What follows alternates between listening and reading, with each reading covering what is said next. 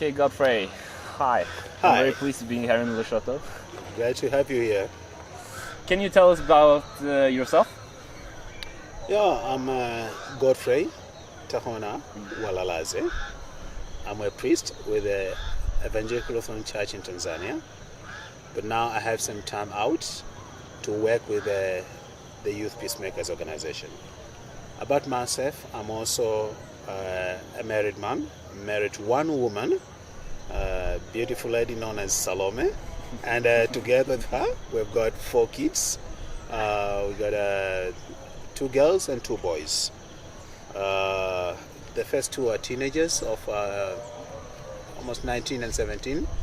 And then the other 2 are of 11 and 9 years old. We are living here in Lushoto. I'm coming from this district, but some 45 kilometers further north from where I am now. But I'm based here, and I'm so much happy here. And I'm pleased to have you guys here. Besides that, I'm an adult now. I'm born on 25th of May, 1971. That means now I'm 46 years old.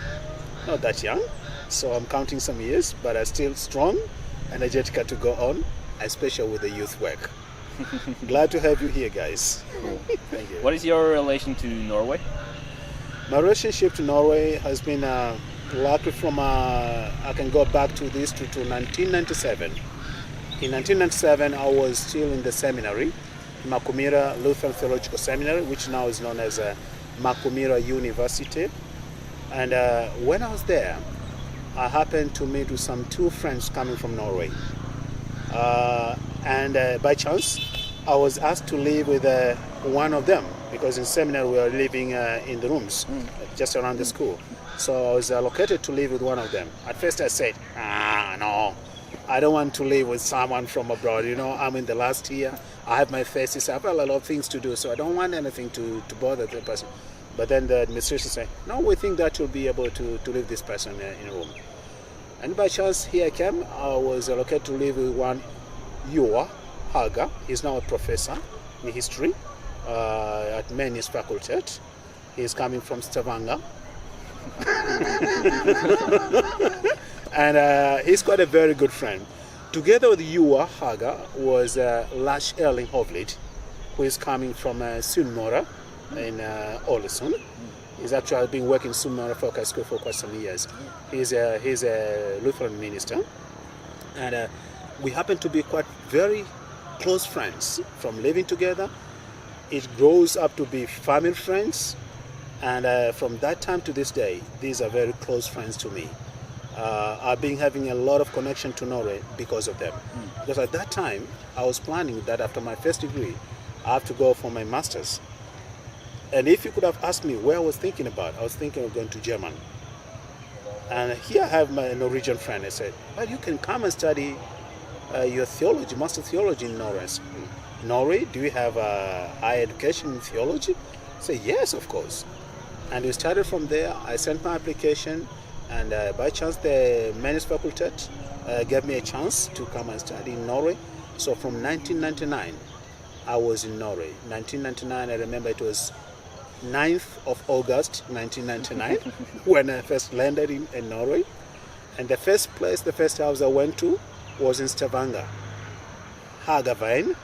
And I was there to meet this friend, Joa Haga, with his family. Then from there, I came back to Oslo and went now to start my studies at Men's faculty.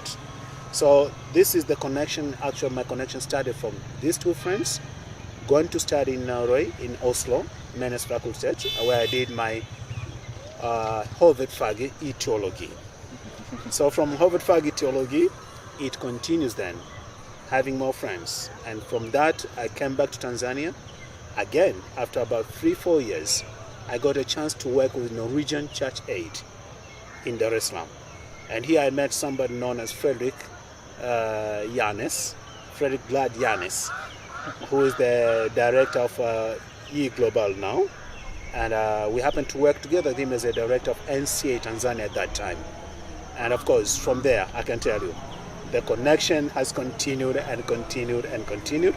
And from Frederick, that's when now we came to start something which now is known as Youth Peacemakers. Actually, is the branch of YMCA Tanzania, supposed to be, but have not yet registered under YMCA Tanzania. Cool. And you're now the leader of the YPM here in Lushoto, and you're also having a lot of work in the districts around. Can you tell us about what is the YPM?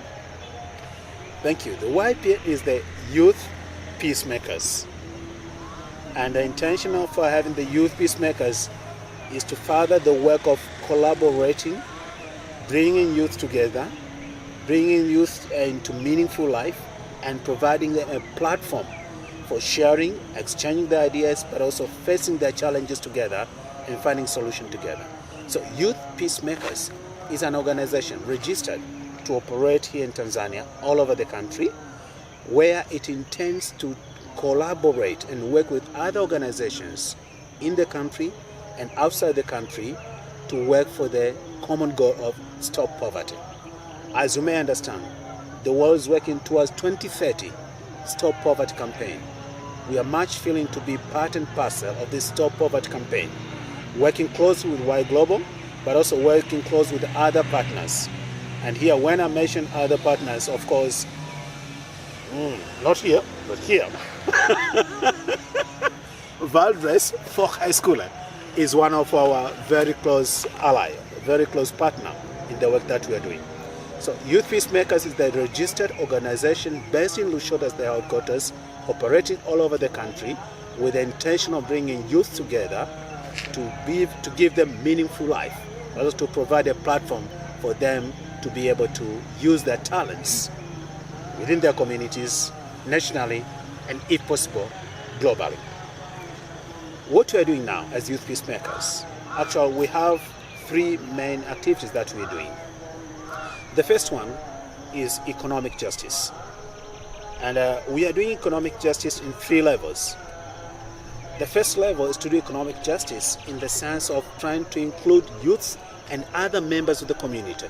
Because as Youth Peacemakers, we feel that youth are our target, but we are also intergenerational in the sense that we don't push away the elders, because elders have a lot of information to pass to the youths. We don't push away the kids, because also they have something to inherit for the generation before them. So it's intergenerational, but it's also interreligious. Interreligious in the sense that as a country, Tanzania, we are a country that is formed by having many different religions, mainly with two religions, Christians and Muslims. So interreligious in the sense that we do not just align to Christians because of this sense of being under the YMCA and push away the Muslims. They are part of the community. We do not only hold to the Muslims and forget about the Christian, but we want to be a platform where we can bring these two religions together to find meaning of life beyond our religious affiliation and religious beliefs. In that sense, Christians and Muslims can feel at home when they're here with YPM or Youth Peacemakers. But also, we try to be international in the sense that we're not locked up to be only Tanzania. We work within Tanzanian context, but also we open up to work with people outside Tanzania, because we believe that our country or our YPM is not an island. We are there because of others. And if you go to this African philosophy, say, I am because we are.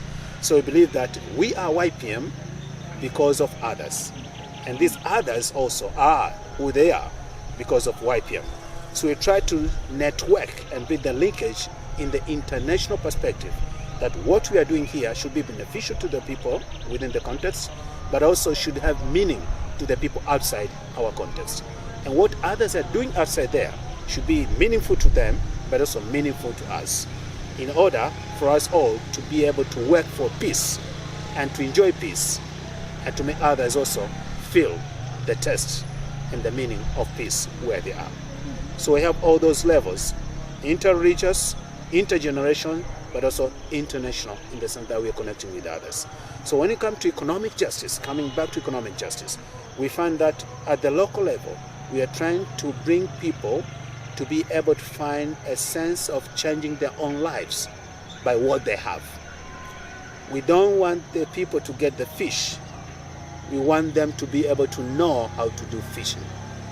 So in that sense, we want them to get knowledge to be able to understand their surroundings and the environment, know what they can do within their surroundings to make their lives better.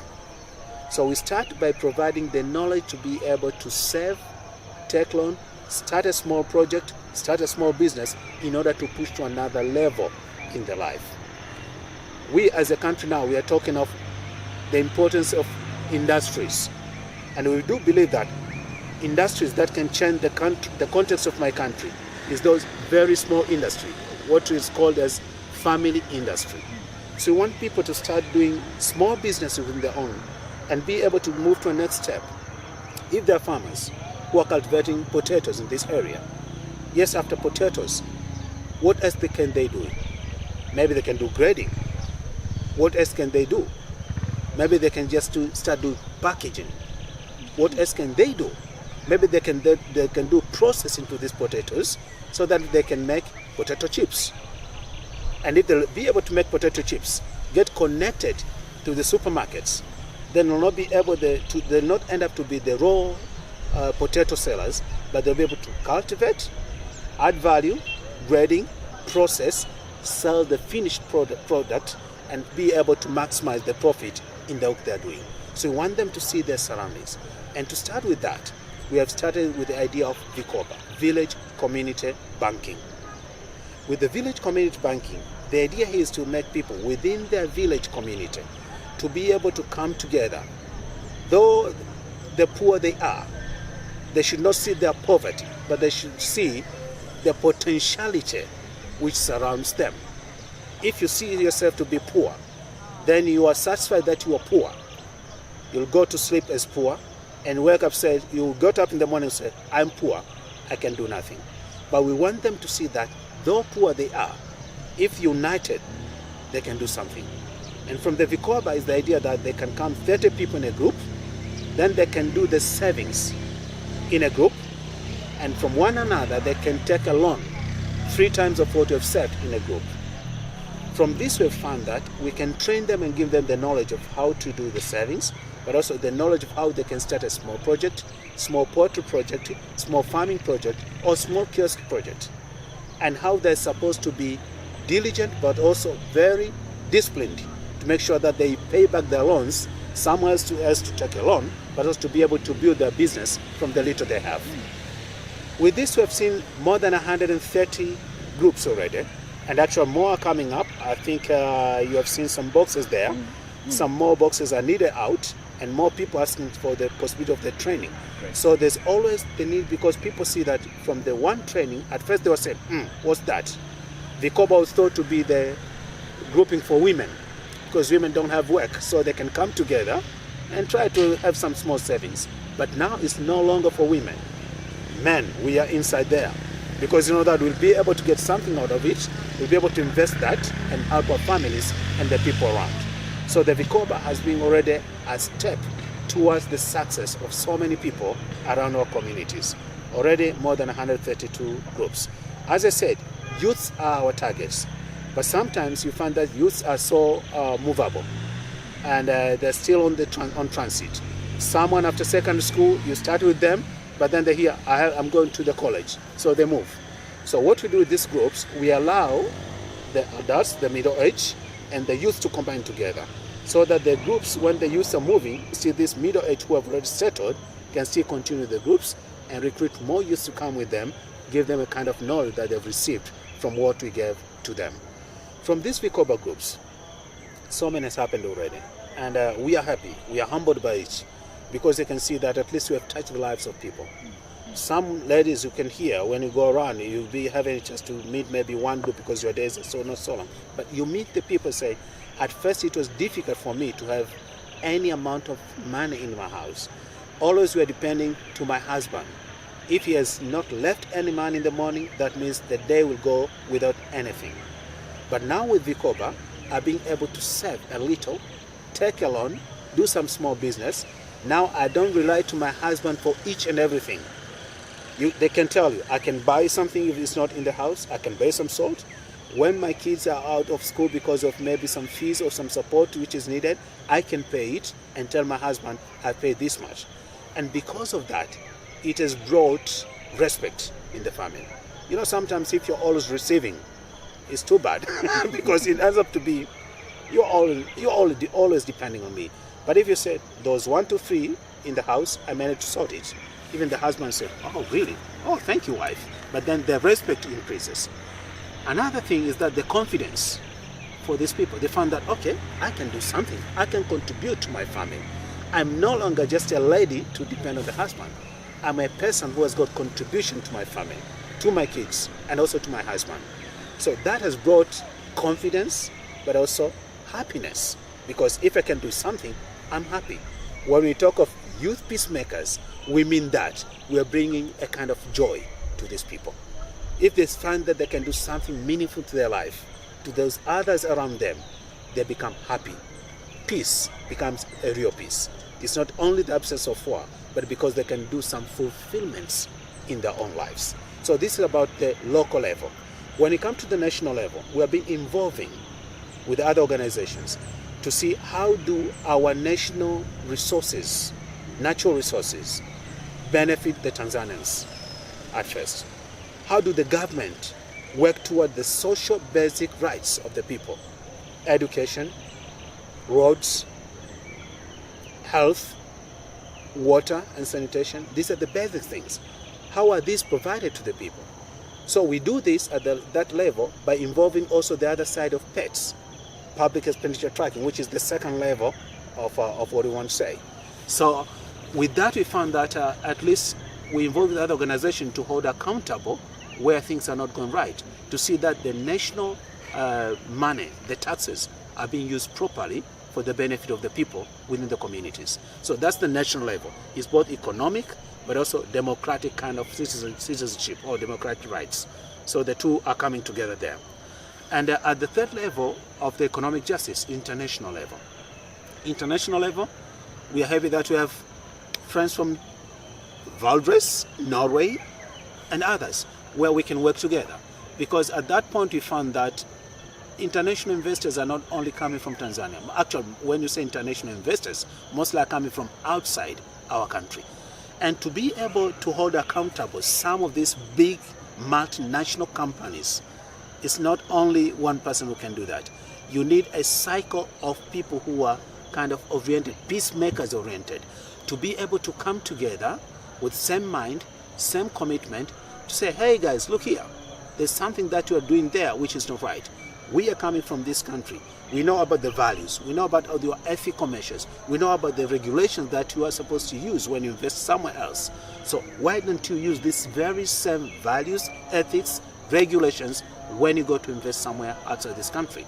So in that sense, as youth peacemakers, we're working here, but with having the network with other friends of same mind and same commitment, Valdres Focus Schooler and others, we found that we can raise our voice against injustice here and somewhere else.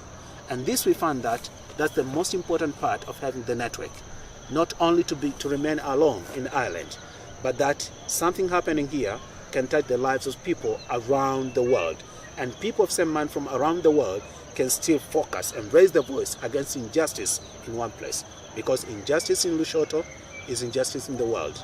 And that means as global citizens, if one citizen is affected, then the global citizens are affected.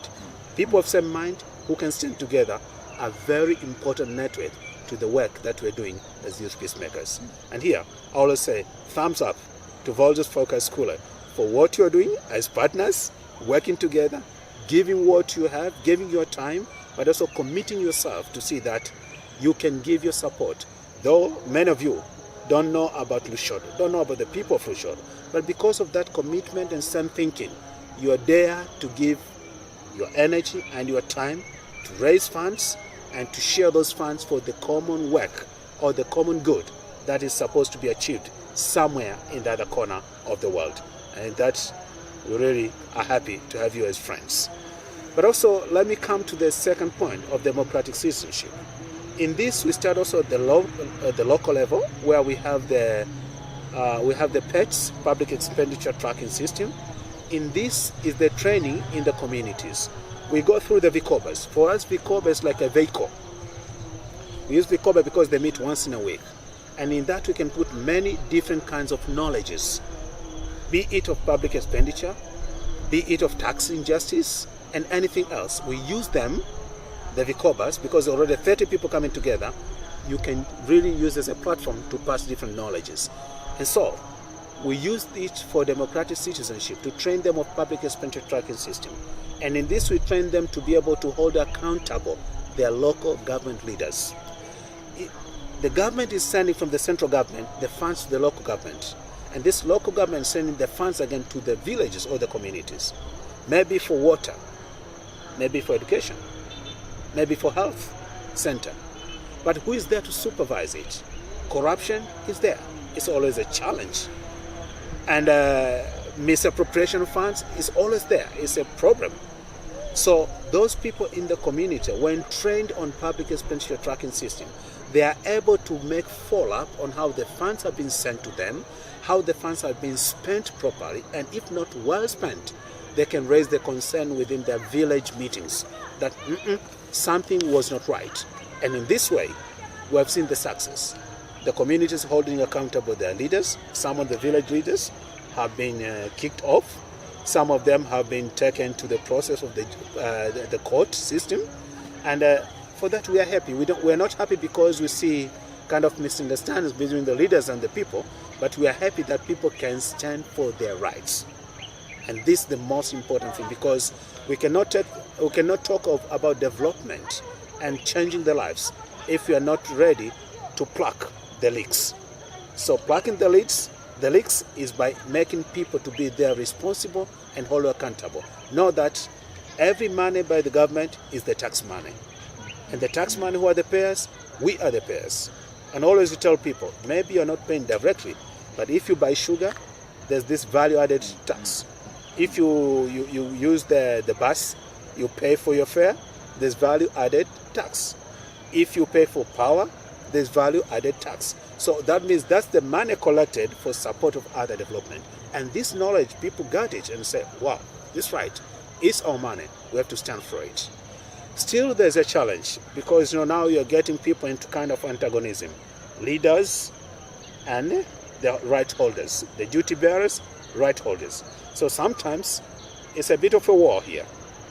We don't like war. We are peacemakers. But if it's for justice, and it's for the rights, we say, yeah, we can push a little bit. Don't fight, but just push for what is right, so that even the leader will later enjoy the benefits of justice and rights in that very same community. And at the meso, the middle level, what we are doing, again, is involving with other organizations in the country.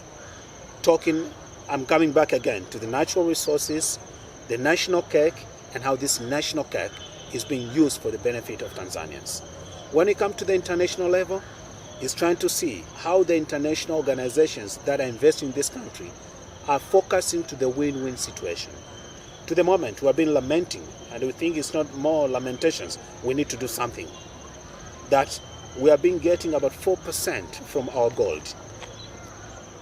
Compared to Norway, which is getting 80% from oil, I think this is too far and too bad. So we need to see that our country is benefiting from the natural resources. Let the investors come. We really appreciate having investors. We don't have technology to do extraction now. We need people with technology to come and invest, but not for the plight of the country, but for the benefit of investors and our country. Because the more they pay taxes, the more social services will be improved, the better the people's life will be improved, and the little of the people will be trying to push through Mediterranean Sea to come to Europe. I'm talking this from Tanzania, but maybe not so many Tanzanians have been doing that. But in the context of Africa, I always feel sorry, because I think we need to balance things. And by balancing things, we can see better life here and there. But also, at that level, we are also raising our voice to the international investors, not to expect them to keep using Africa as a raw producers continent. Try to change the cycle. Make sure that they benefit from what is here. It's God-given. I'm a priest. I believe in God. It's a God-given gift. And we are not going to enjoy and benefit ourselves. We need to enjoy and benefit with others. But while there's technology there and there are resources here, brought together, the world will see peace. and all of us will be enjoying from what is already there. And here maybe I also come to the point of raising a small challenge. We have oil also in this country, in exploration. We do expect somewhere, sometimes down the road, there will be extraction of oil. I've heard that Statoil might be one of the company to do that. Actually, I'm so much eager to see how will Statoil work, because I know Statoil have been doing very good with oil in Norway and contributing quite a lot in the economy of Norway. Will they follow our values, or will they come with the values from Norway and try to impinge those values to our society and to raise the society and the whole standard of economy and doing business international in our country? This is the question I'm having. I'll be so much happy to see how Statoil will bring the ethics, values, and regulations. No matter if our regulation will be a little bit poor, I'm sure that they can raise the standard so that at the end we can shake hands and say, thank you. You have put the challenge to other companies to follow you and follow your suit, to invest ethically and productively, but also beneficial to the company and to the people in the country. The third part that we're having is sports. And we found that while we were working with youths, going outside and telling the youth, hey, we have Vikoba here. You guys come for the training. Most of the youth don't understand that. They don't have time for that. Say, come on, to hell with your Vikoba. We don't have time for that. But if they go out with a football and I throw it start to bump on the way, all of a sudden, they'll be coming and say, woo, a football match, football practice, they'll be there. So while they're coming for sports, it's for us that entry point to share with them about Vikoba, about pets, about subject to citizens that we are doing to the schools, about how they can be good citizens in their country, about how they can hold accountable their leaders. It's an entry point. So we have football. We are running football league in Mkinga. We have basketball competitions. Thanks to our friends from Sandfield Cycle Club who donated bicycles, about 100, and so we have good pieces for use for the competitions. And others have been already given and donated to the Vikoba groups, those which were not very high standard. We gave them out, and we trained some of them for the competition.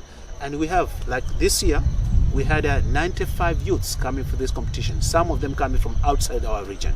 So that was a high point. But also we're running a league whereby we have 4 teams from Mombasa and other 12 teams from Tanzania in the area close to Mombasa. They're having the 3-month league. We are talking to them about what is important for them as citizens from both countries, for peace, but also for fighting poverty. So we are passing the message through sports. But also we have things like volleyball and other kinds of sports. Sometimes, like this time of the year, there's a lot of exams going on. We find that a few youths are coming. We have Form 4 exams just coming to the end, but also we have Form 2 exams which are going on. And then we have, we soon have the primary exam. So there's a lot of exams at this end of the year. And as youth peacemakers, we tell the youth who are taking part in sports clubs